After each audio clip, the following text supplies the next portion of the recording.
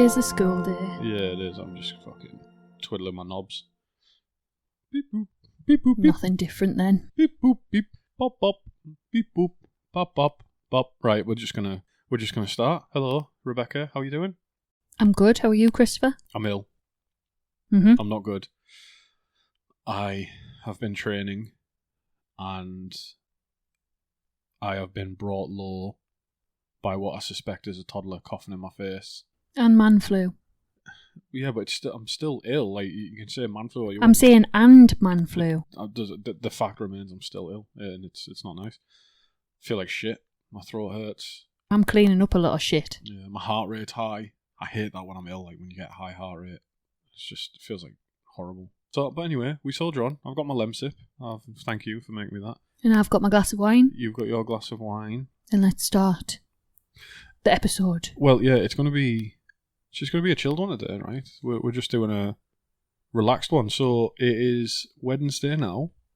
Rebecca and myself are going to London on Saturday, where we're going to see Lord of the Rings in concert on the Sunday at Royal Albert Hall. Then we're going to go to Tower of London, and then I've got work things over the next 2 days in London, which is a lovely coincidence. And I'm going to the British Museum. Yes. And other nerdy things. Yeah. And then Monday night we're going to go and see Guys and Dolls. Yeah. Which is pretty cool. And I was fuming when my friend Sandy told me that the Guys and Dolls song that I know from The Simpsons is the only way I know about this musical is not in the... So I won't have anything... I can sing Sit Down, You're Rocking the Boat, but that's only because of you. Well, get listening now. Well, no. You big nerd. No. If it was something Tolkien, you would be hammering that soundtrack. Well, I don't have a fucking Guys and Dolls podcast, do I? So why would I? Well, you're going to see Guys and Dolls, the immersive experience. Yeah, it's going to be pretty cool. So it's immersive, which I think just means we're poor. No, it doesn't. It just means that it's a different experience of theatre, which I think is very exciting. I can't wait to be... It's either going to kill us or from anxiety or be sensory overload, and we'll just ride through it and we'll manage and we'll have a great time. But a lot of ushering from floor space while stages lift and lower. So I'm excited. Does sound pretty cool though, because like we get some fedoras. I think you said when we go in, we've got a stand. You can get some pretzels and some hot dogs and like Coke in glass bottles and that. Yeah, we've got like stand amongst the cast, haven't we? Is that right? Or did I make that up? Yeah, the floors go up and down, and during each scene change, the stage crew like shuffle you so that another stage can pop up and one can go down, and it sounds really exciting, to be honest. It does. And it's just different. We like doing different things, don't we? We do. So if anyone's in London and you're around over the weekend... you don't. You won't even know what I look like. Well, no, I'm just thinking that they won't even hear this until the day we come back. It doesn't fucking matter. Well, cracking. Like, I mean, no one actually knows what I look like, so... Apart from our friends who listen. Friends? You haven't got any friends. Maybe people will just know it's me if they see you. Maybe. I mean, it is the Royal Albert Hall. There's going to be a lot of people. Well, Alex... You can't be that famous, really. I'm bollocks. Alex is there the day before us because we're meeting her and her husband for breakfast, aren't we? Yeah, with a very special surprise. That makes it sound like we're going to kill them. That's not the case. Some sweets. Leo got some sweets for her because she's getting braces, poor lass. Well, not poor lass because she's doing it to herself, but we wrote a list of like things because Becca said... Things that you can't eat with braces. Yeah, Becca was very, very generous, and she was like, do you know what, let's get her a lot of things you can't eat when you've got braces. So she wrote like sweets and what have you, and my contribution to it was a raw carrot. One of the things for me was corn on the cob, though. So we've got a lot of the things, but things that are like vegetable related, hard vegetables, we need to get closer to the time. Surprisingly difficult to find in Home Bargains, fresh vegetables. They do have some, but it's a very small selection. Rampant people who visit Home Bargains. That's disgusting. Could you imagine? There was loads of apples and could you imagine other things that are round. There was no long, thin things. The thing is, right, there's nothing inherently bad about Home Bargains. I love it. I got deep heat from there because I pulled my knee.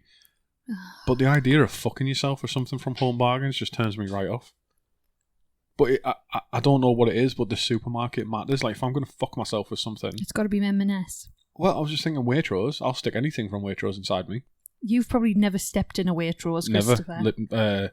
No, I did when I was at university, and I realised that it wasn't for me, and I left. He ushered you out. No, I left of my own free will. Behind your back. It was when I saw a bag of potatoes. This was in 2014.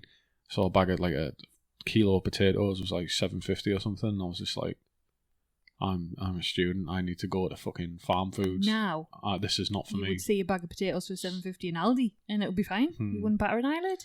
One of the girls I lived with at uni in my first year, she was like from Carlisle. She was called Grace, and her parents were quite well to do, so she always shopped at Waitrose. But like me being like a fucking scruff. Budgeons. Yeah, just me. Budgeons is one of them. Well, that's just like their spa, isn't it? But me being a scruff would like, I remember in 2014, right? I fed myself for a month on £20 and got everything from Asda. I got like a fuckload of sausages. Like Asda. You thought they were sausages, but really they were horse meat. Asda, I don't give a fuck. Well, sausage is just the fucking shape in the case. Doesn't say what I didn't say pork sausage. I just said sausages. And I remember Asda used to do like 20 sausages for £1. Yeah. Now, nobody believed me that was possible, but in 2014, I fed myself for 1 month on £20. God, I wish I could go back to that day. Well, that's just brought up a core memory. My great-grandma used to always, if you went over on a Saturday, always had a box of chalk ices in her fridge. Aye. And you could get a pack of chalk ices. There was like 10 for like 12 pence. Fucking hell. That was like me yesterday when I saw the poppets. Yeah, in Home Bargains. It was like you hadn't been shopping for like 10 years. Yeah. Well, it was just poppets. Like to me, it's like a proper retro sweet. Like I used to visit this old lady with like my grandmother or something when it was like one of her relatives, I think. Tell me more. And she used to have poppets. And it used to be like mint poppets, and it used to be the little cardboard boxes of them. Were you one of her poppets? I don't know. Don't make this weird. She was an old lady. She was called Dilly. Aww. And I don't know what the fuck Dilly's... What's Dilly short for? Don't know. She's got little legs. Dilly-dally. Don't dilly-dally. I have no idea what the fuck... Is it Matilda? No. I've never heard of it. I've just heard of dilly-dally. Yeah, anyway. But I remember one day... She gave me like some poppets, and then after I'd eat them, she was like, "Oh, you're a big fat lad, aren't you?" Those poppets were meant to last her a whole week. Oh, you ate the whole packet in 5 seconds. Do you know what's so damaging? Right, is obviously like I'm losing weight running and I'm enjoying myself, counting my calories and what have you. But it is so damaging when you tell kids that are fat that they're not fat. Like, that is fucking shocking. I'm never going to do that with a little kid. Also, can you remember being told you were fat when you were a little kid and being like, ugh. Yeah. But then that stopped you eating as much the next time you were around that person. So if everyone told you, you chonk, you just wouldn't eat in front of them, you'd probably be skinny. Yeah, exactly. Like, poor Dilly. The only fucking adult. Anyway, right. Dilly, you were a great fat shamer. It doesn't matter. It's 30 years later. I'm not a victim. So, today we're going to talk about we're going to answer a couple of listener questions. A couple of people wrote in. There's a couple of questions I'm not going to repeat because they were heinous or... X-rated? No, not so much that, but that guy came back. Do you know the one about the glue traps? Who had like a fetish for glue? He came back and it was a new account, so I blocked him again. And it was him. Good try. I don't know if keep up the good work. I don't know if I've told you about this, but like people who I talk to generally do know. Like if you ask about the podcast, I'll tell you. There was this guy when I first started getting the podcast going. We were like 10 episodes in, maybe. Which was like it was like over a year ago. Well, maybe. And anyway, he started messaging me on Instagram, asking. He was like, "Oh, have you seen this video about MythBusters?" And I was like, no, okay, send me it. And it was a human glue trap. But then he was like, "Oh, so out of Daenerys Targaryen, Arwen, and Galadriel, like, who do you think would be able to get through the glue trap?" And me being me, simply, I'm much more jaded now. I just took it at face value. I was like, all right, so you're just trying to compare these characters against each other. I was like, well, power doesn't really work like that, blah, blah, blah, but probably Galadriel. She's an Noldor. And he was like, yeah, but what if she didn't have any shoes on?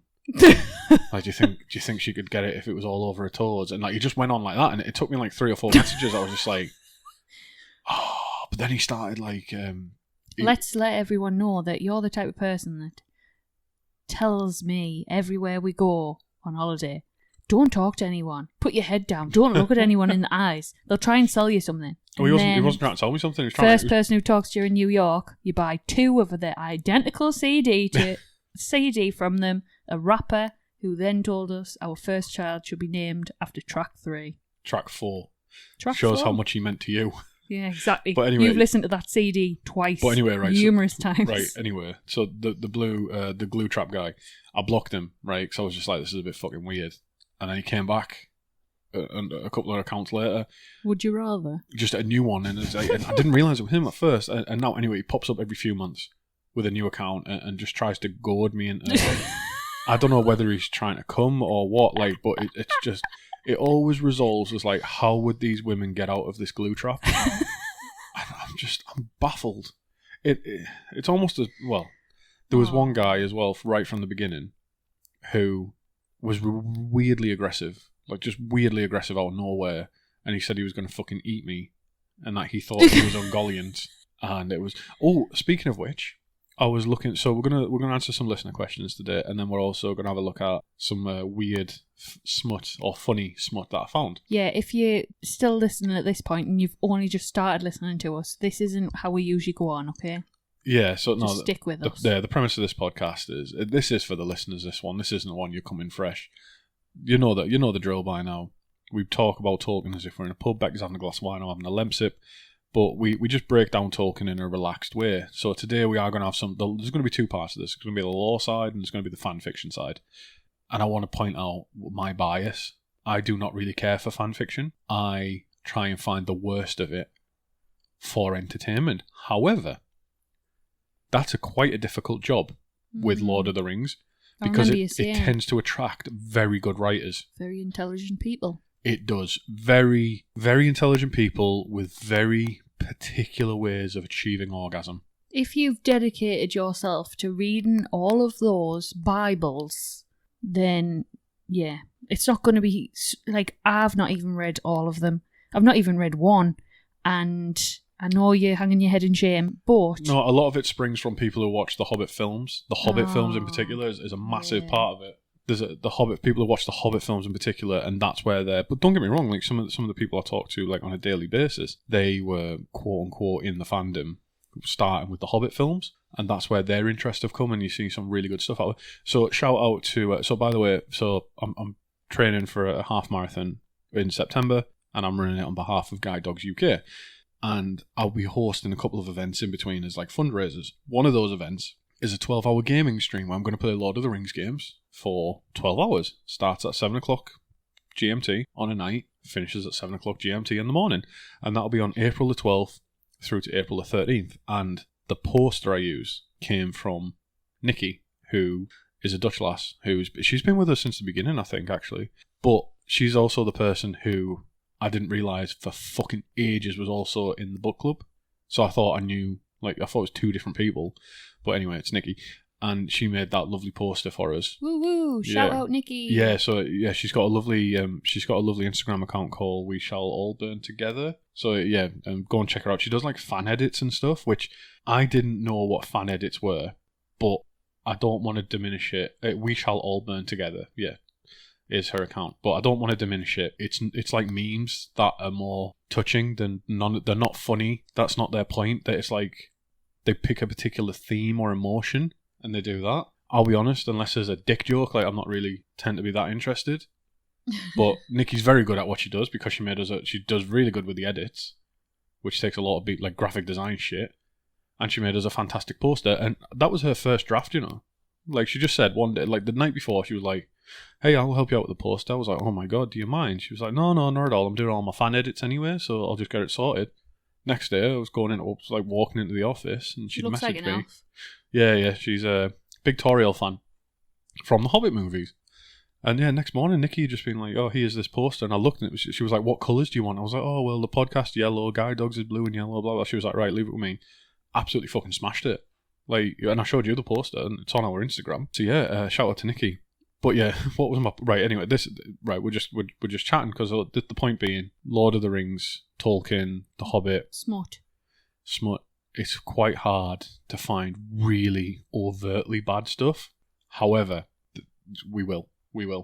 So what do you want to do first? Should we answer the listener questions first, or do you want to read the smut first? Smut. Always. Always the smut, right. I appreciate you listeners, but I love a bit of smut. Well, I've got two, and one is an actual, like, big excerpts. The other one is more of the themes that I want to talk about. So this first one, and I think we're on to a winner here. I'll read out the first one because I want you to read the second one.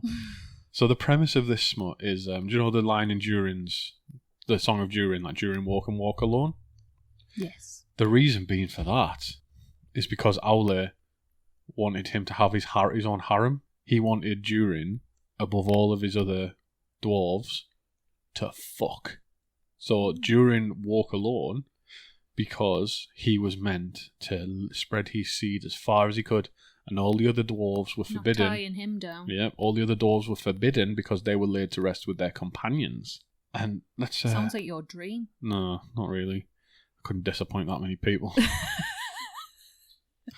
My team at work are bad enough. There's only fucking less than 20 of us.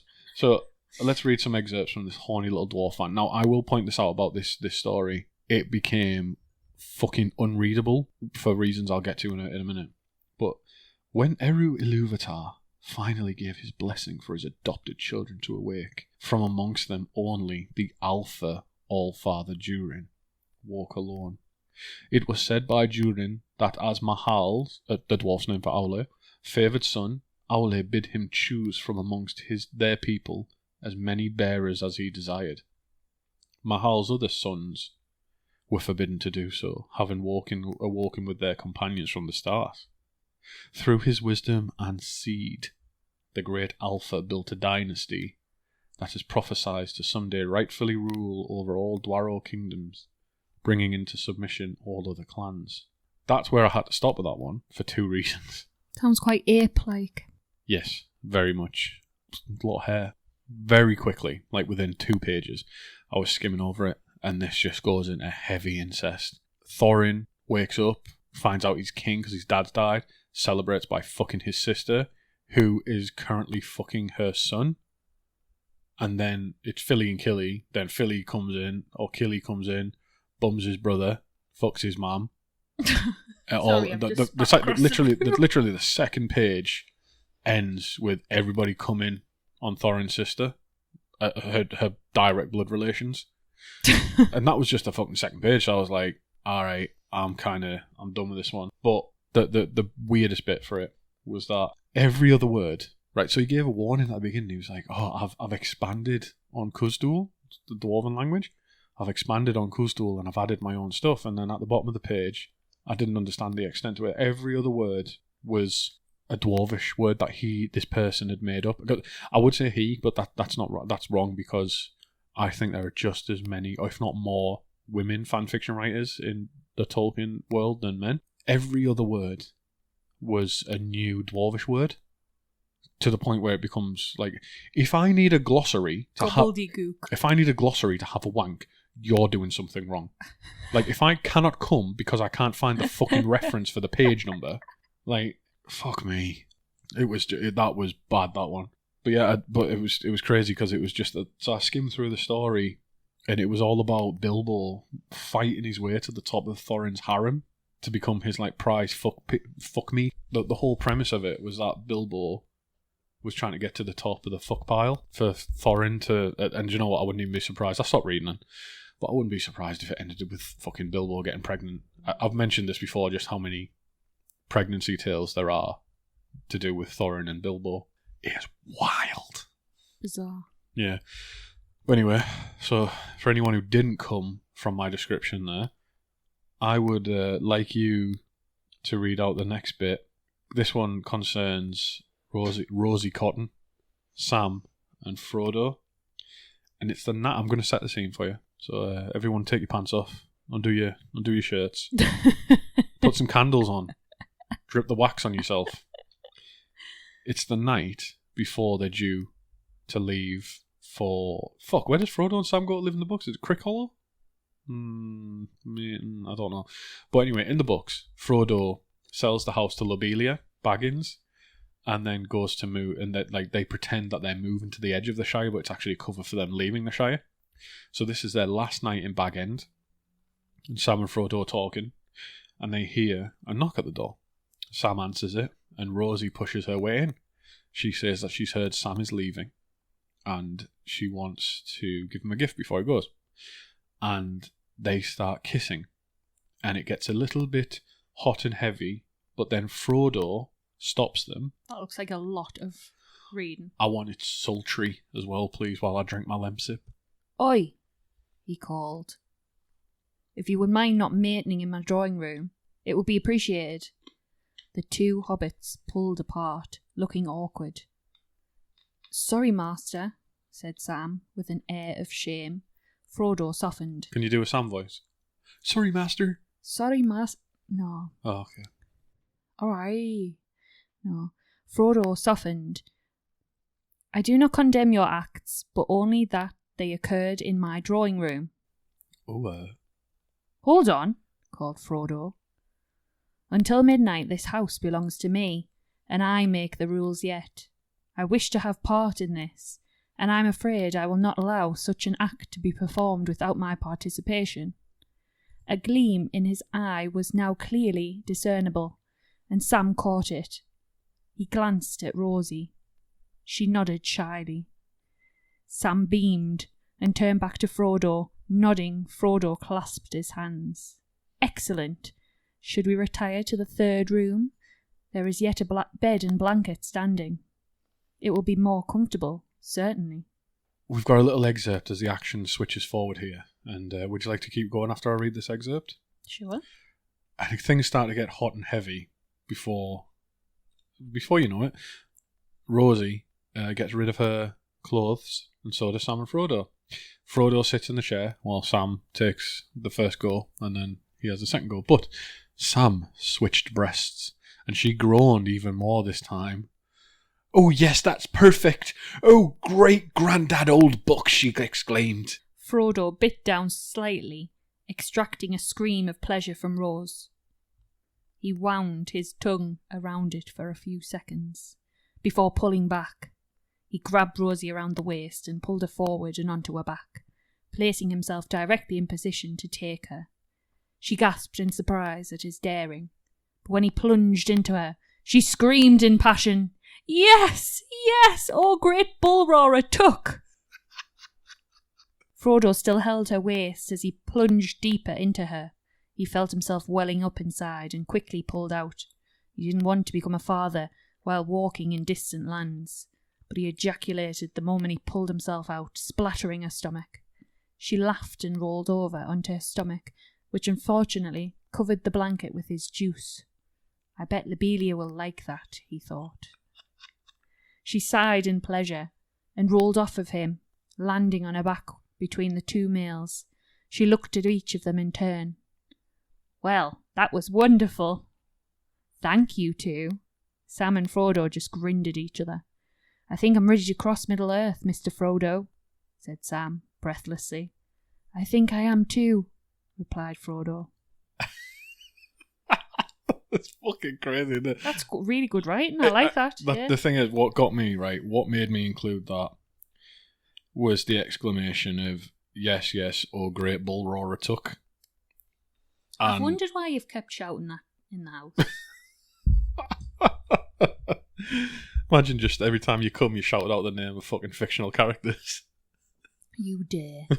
Darth Vader! Oh, goodness me. So yeah, that was, well, at least it proves Frodo's not gay. It was an enjoyable read. In that story. What do you mean? Sad that I couldn't practice my Rosie voice. You're not moist, are you? Bit damp. Oh, goodness me. Yeah, that was all the smut I had, because I'll be honest, right? It's There is, and this is going to sound like a really big surprise coming from me, but there is a line that that is to do with taste, right?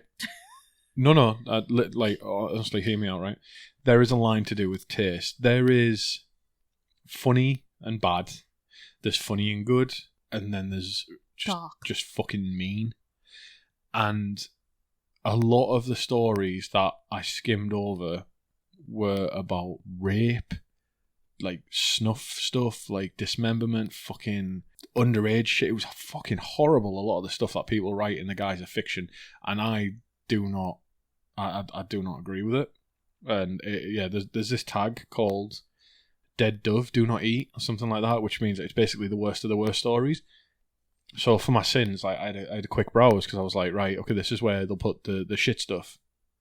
But no, there is a lot of really fucking dark, tasteless stuff. Like, so if you're trying to protect your mental health, do not venture. Yeah, so like it you'd think it'd be an easier job to find good, bad fan fiction, or like good, bad smut.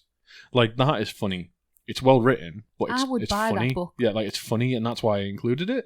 And then there's bad funny, which was the first one. You know, like, it's just bad.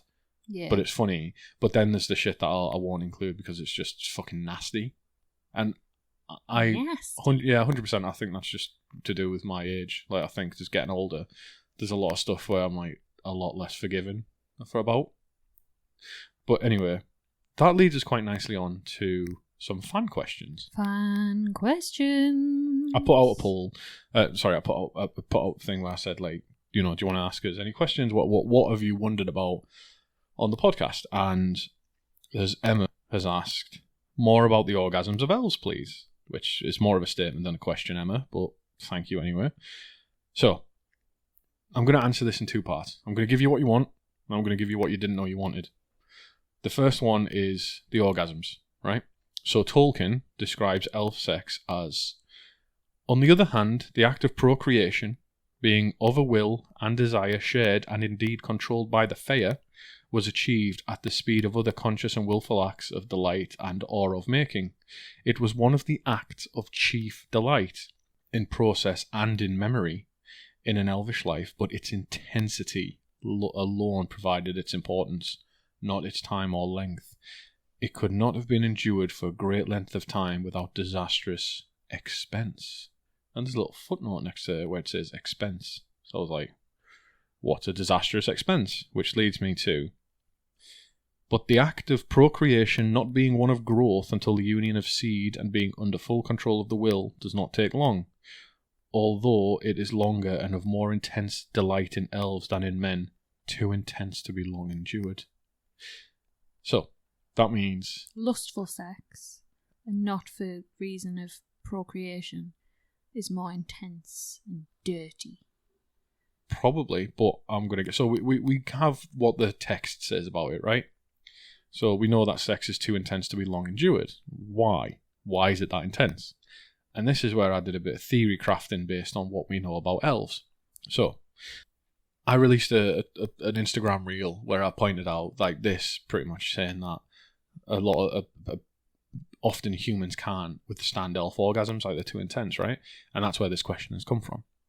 And I think the answer is that elf orgasms would be too intense for humans because elves are completely in sync with their bodies and their minds. So remember that the gift of Iluvatar is that humans are destined to leave the halls of Arda forever, the circles of the world, and go to the timeless halls, right? Our Fae, our spirit, is meant for outside. The elves, on the other hand, are tied to Arda till the end of time, right? So they're hypersensitive. Their spirits and their bodies are tied to the earth, which means that they are much more in sync, and that's why elves are like stronger, faster a lot of the time, like so that they are perfectly in sync between their bodies and their minds. Next, we've also got when Finrod Felagund met Beor, which we discussed in our last episode and fucked his brains out. No, I didn't. When Finrod Felagund met Beor, there was a part I read out, or maybe I omitted it because it wasn't terribly relevant, but he starts playing the harp in the camp, that bit we talked about. And he said that he taught them like songs of history and he sang to them, and it's then said that everyone who was there, it was like they could see all the events that he was talking about. So this seems to be some kind of power that elves have, is that their songs can make you see the events, or like they paint such vivid pictures in your mind. So that leads me to conclude, right? This is my conclusion, is why elf sex is too intense. They don't just fuck your body, they fuck your mind as well. Sounds like something Russell Brand would say. They are, yeah. All elves are Russell Brand. I'm going to fuck your body and your mind. So yeah, I think that's the crux of the answer, is that it's too intense because you're not just getting your willy or your vag stimulated. You're getting everything from the tips of your toes to the tendrils of your consciousness, from your bumhole to your chakras. Everything is getting tongued all at once. Yet you're making vile gestures. No, I'm not. But I think that's the answer, is that because humans aren't that in tune with their bodies as elves are, that elves can give and receive pleasure on a level that humans just can't. Yeah. And that's why there's only been like 3 marriages, right? Beren and Luthien, Idril and Tuor, Arwen and Aragorn. So I just think, like, I think the Luthiosi... Why does Aragorn look so miserable? Yeah. I think the Luthiosi, the Idrilosi, and the Arwasi is too good. Yeah. He's aching, his bumhole's aching from all the sexy time. You think elves aren't going to use their long, fair fingers? She's going to shoot the filthiest fantasy that you've ever conceived up your ass. While she just rides you. Like...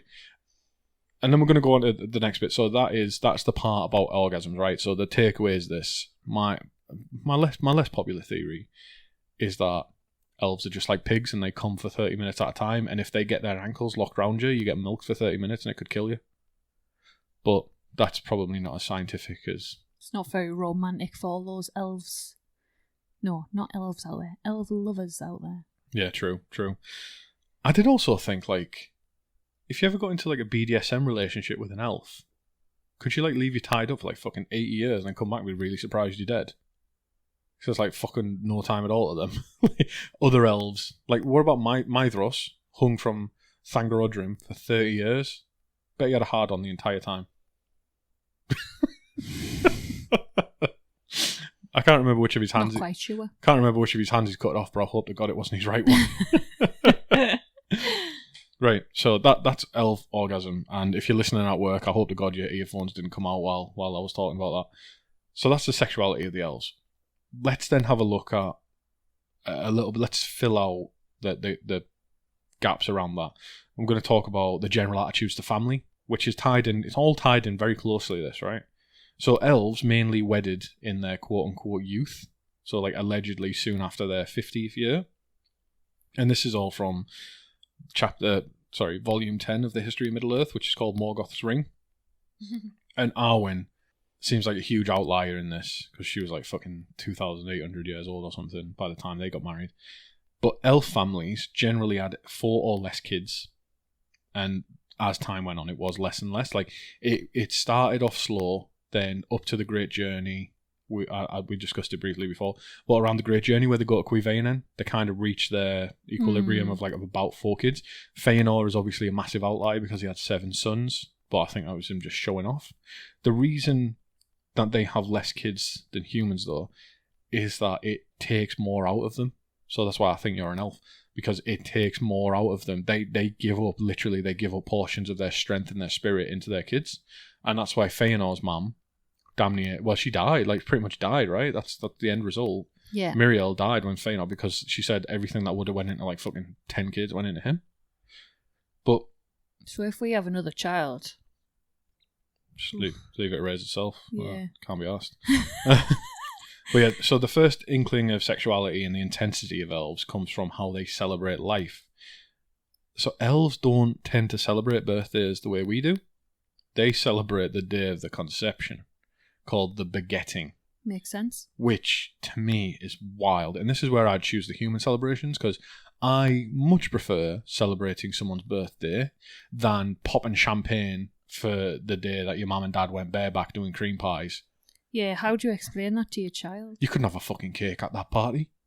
Oh. So every time you fucking chewing down a load, a mouthful, you'd be like, of icing. just like mum. Thick, creamy, buttercream icing. Yeah, so I'd probably take, I take birthdays over the conceptions. No, but if it's like, it's a thing that they've always done, it wouldn't seem weird, would it? No, but as an outsider looking in. Like for us, who have like our own ideals. Can you imagine, like, your dad kneeling down on your... But it's natural. Well, your dad kneeling down on your birthday and said, you know what? You nearly went up her ass.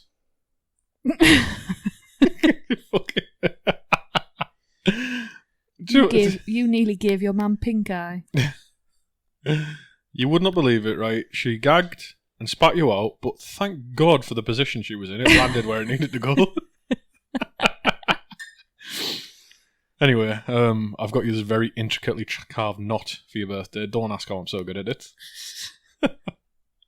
So elves, and this is a big but elves were married only once, and any exceptions made fucking history. Like Finwë and Miriel, right? We've discussed that. Go back and listen to our episode on the Noldor. I think it's part 1 and part 2. Man. Part 1 and part 2 we discuss Miriel and Finwë and Indus the Fair. And even then, this very rare exception was designed around keeping elves as monogamous as possible. Here's another one for you. It's a bit wild.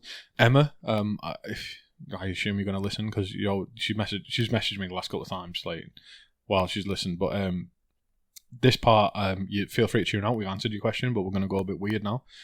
Tolkien makes a very poignant point to point out that elves never raped anyone. Like, do you know what this reminded me of? Do you remember when I found out that fact about vineyards and winemaking for elves? It's like this again. I'm like, what the fuck? Why did you need to know that? Yeah, I never fucking asked, man. But anyway, so this is how I interpret it. In the Laws and Customs Amongst the Eldar, which is a very good essay, Tolkien wrote, the Eldar wedded once only in life, and for love, or at least by free will upon either part. Even when in after days, as the history reveals, many of the Eldar in Middle-earth became corrupted, and their heart darkened by the shadows that lie upon Arda, seldom is any tale told of deeds of lust among them. And then he goes on in a footnote to say that if any elf was ever taken by force, i.e. raped, sexually assaulted by another, then they would straight up die and pass to the halls of Mandos. And this tracks because we know that elves can die of bodily harm or grief as well, so to be taken against your will, like man or woman, like I'm not, it's not a moment of levity, man or woman to be raped, it would kill them, like, like fair dues. And he also expresses as well that it never happened by accident because elves know just from a glance or from hearing someone speak whether they're married or not, which is like a single person superpower, isn't it? Like, immediately know, like they can look into your, like it'd be like someone look in your eyes and say you're married.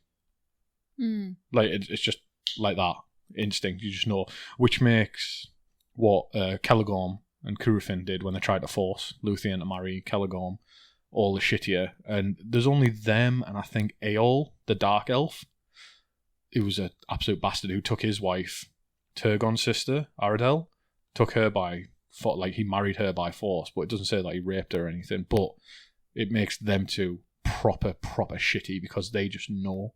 Yeah. So anyway, we know that with the nuts for monogamy. They also, and this bit I thought you might appreciate, they only have a relatively short period in their life where they have kids. Not where they can have kids, but where they do, like...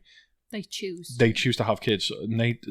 Unless it's in times of war or famine or something really bad happen, elves set aside this portion of their life to have their kids and raise their kids. And that's the happiest time of their life. And I like the forward thinking. Yeah, so to us it seems like a very, very, very long time because this can be hundreds of years, but to them it's relative, so it's quite short. And this time is forever after remembered as the happiest of their life, and it's called the Days of the Children. And what they try and do here is, we know how much they like sex, we know how much they like orgasms, so they just try their best to milk each other dry. It's the whole point of this. So you're fucking all night, raising your kids all day. You're fucking all night, you're raising your kids all day. You're fucking penetration, parenting, penetration, parenting. Penetration station. Yeah, and then yeah, so if there are any of the parents out there who tried for a baby, like I know there's obviously a lot of people like, oh, I just got fucking... he took his crisp packet off in the bus stop, and that's how I ended up with a kid, she pulled the condom out the bin, and that's how I had my kid. Well, that person we know that was on the injection and still... Oh, yeah, there's lots of people we know who... Accidentally? Oh, yeah. Only found out once they were in the labour ward pushing. Oh, yeah, we know someone like that. Anyway, but so for any parents that were trying, like we did, we set aside time to try for our daughter. It's like that period of time, but stretched over like a couple of 100 years. So you're doing it like 3 or 4 times a day. You're tracking fertility. You're fucking dehydrated all the time. You get to the point where you're spitting out porridge. The man is dehydrated. The woman is peak. Yeah, the man health. is dehydrated and spitting out porridge.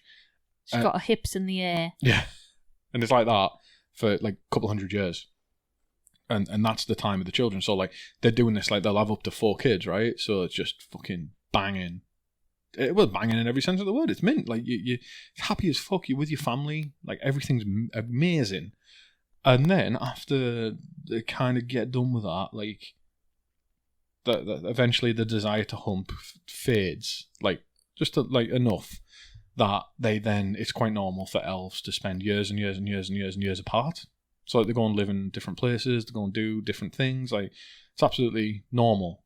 It's cool because their desires turn to other things. Like they might want to become... I've had enough of you. They might want to they might want to become like... self-love. Legendary gardeners. They might want to, go away and craft something.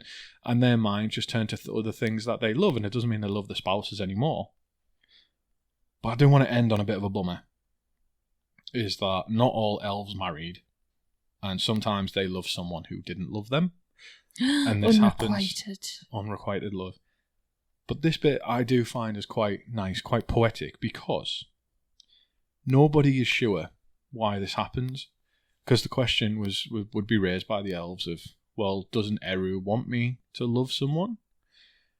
And the elves don't know whether unrequited love or heartbreak or not being able to find someone you want to marry happened because of Morgoth marring Arda. Or, and I prefer to think of this because it's the more beautiful answer,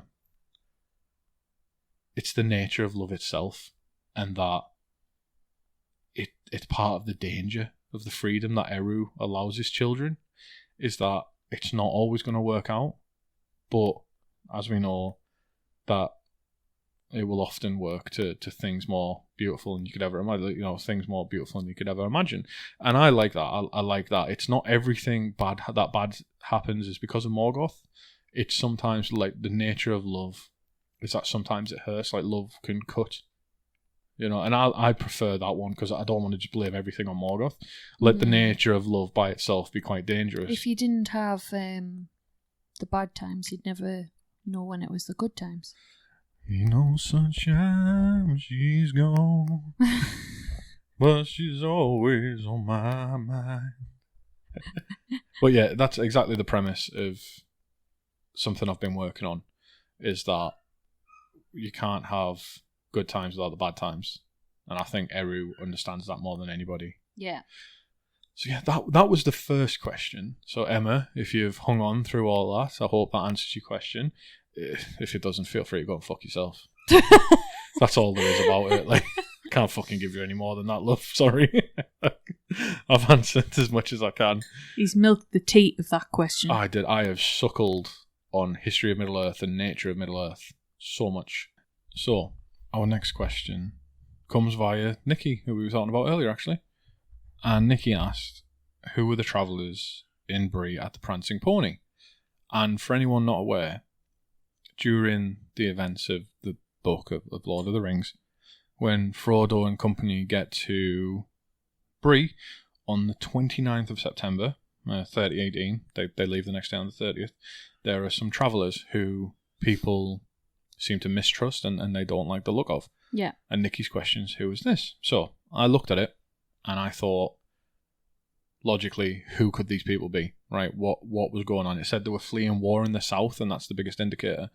So the short answer is, I think this was some of the Dunlendings. So the wild men. I've never heard of them before. Well, it's the wild men of Dunland, who they don't.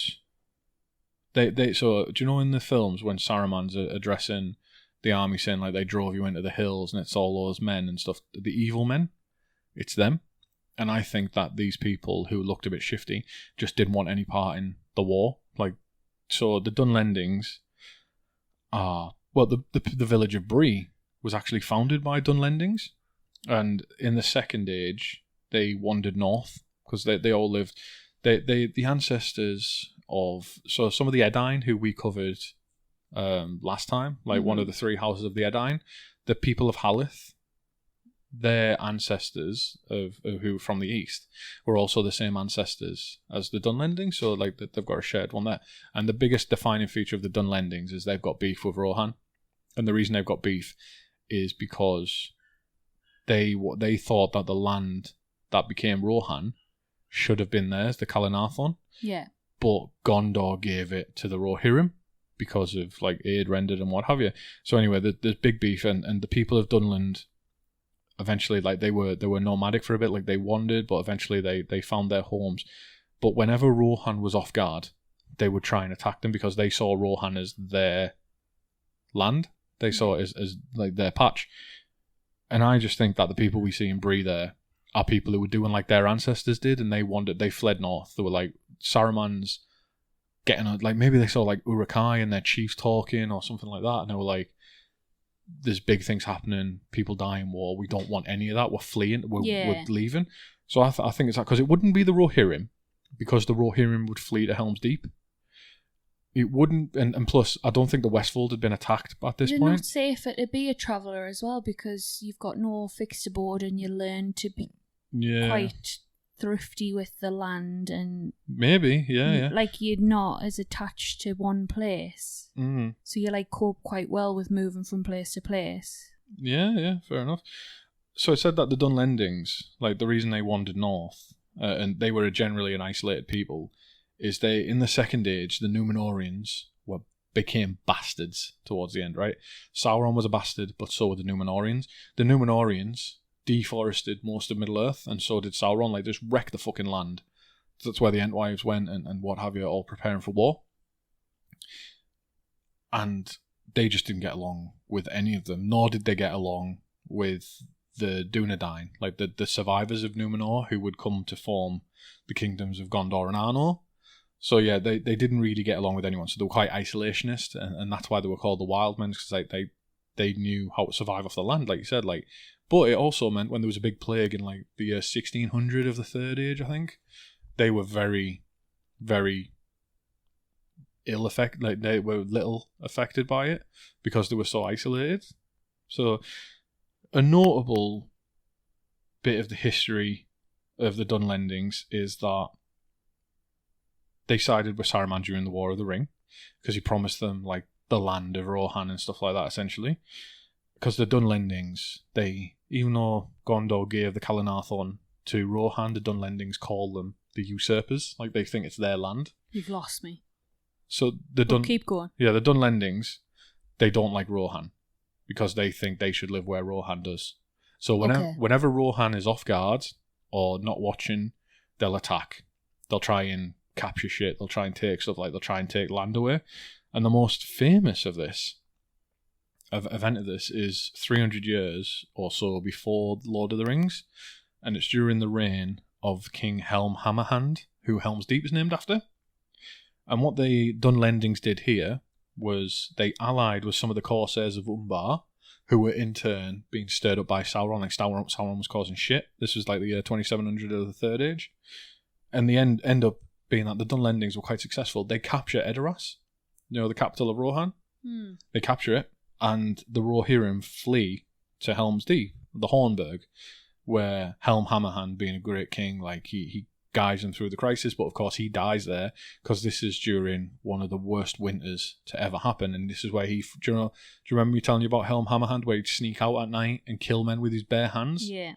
And then they found him one day frozen in the snow, but they wouldn't go near his body because they thought he was a ghost. Yeah. So the Rohirrim survived that because of this winter. This winter, like, the Dunlendings were outside the Hornburg, and I think it's called Helm's Dyke, which is like a big ditch, but outside of the Hornburg. And I think the only reason they survive is because the Dunlendings get absolutely thrashed by the winter, and the Rohirrim are safe inside the Hornburg. And I think there's actually a film coming out this year called War of the Rohirrim that deals... It's an animated film, and it deals with this war between the Dunlendings and the Rohirrim, which would be pretty cool. So yeah, like I think that's the only one that makes sense, because if you were from Gondor and you were fleeing war, one, why wouldn't you go to Minas Tirith? And two, even though Gondor was under attack, I'd say you'd probably go to Minas Tirith. But I also think they'd probably flee like south and west rather than north, because Gondor's got I think before, it's either north or south of the Bay of Belfast. I think it's south, like towards Umbar and what have you. You've got the White Mountains. So if you look on the map there, I'll see where... Sorry, I'm laughing because it sounded like you said the Wank Mountains. The White Mountains. See on Minas Tirith there now, map? Yeah. So if you were fleeing from Gondor, you'd probably just go west towards the coast. Whereas if you were up near Rohan, you would probably go north. And you wouldn't want to stay east of the Misty Mountains, because that's where orcs are. Yeah. So I think, yeah, they're coming towards Bree. They're just they're refugees who caught the wind early. And they got away.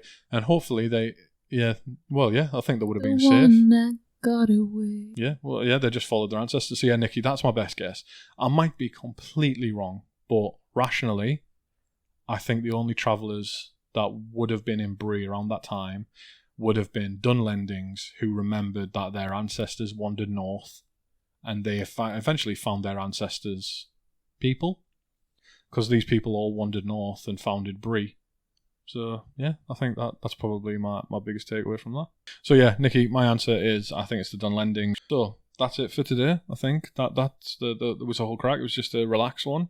Mm-hmm. Read a bit of Smut, had a bit of chat. As a reminder, if you want to go and donate to my Just Giving, please do. We're less than 6 months away from... You make that sound like it's no amount of time. Yeah, it's considering how fast time goes, it's not.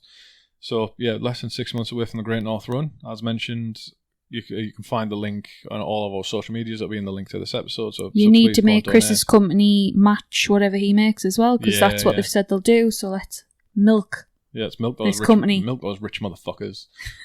Yeah. So a couple of events coming up. April the 12th to the 13th. I'll be streaming for 12 hours on Twitch. Becca will join me for perhaps an hour, where we'll just have a chat, we'll talk. I'm going to be playing Lord of the Rings games for 12 hours. Sorry guys, I know you'd rather have me for 12 hours instead of Chris, but I know. I charge more, unfortunately. And sometime in June, I'm going to live stream a D&D game where the players who are playing, the price of admission is a donation. And that will also be for the same cause. It will be a Tolkien-inspired one. It'll be ran by myself. I might play.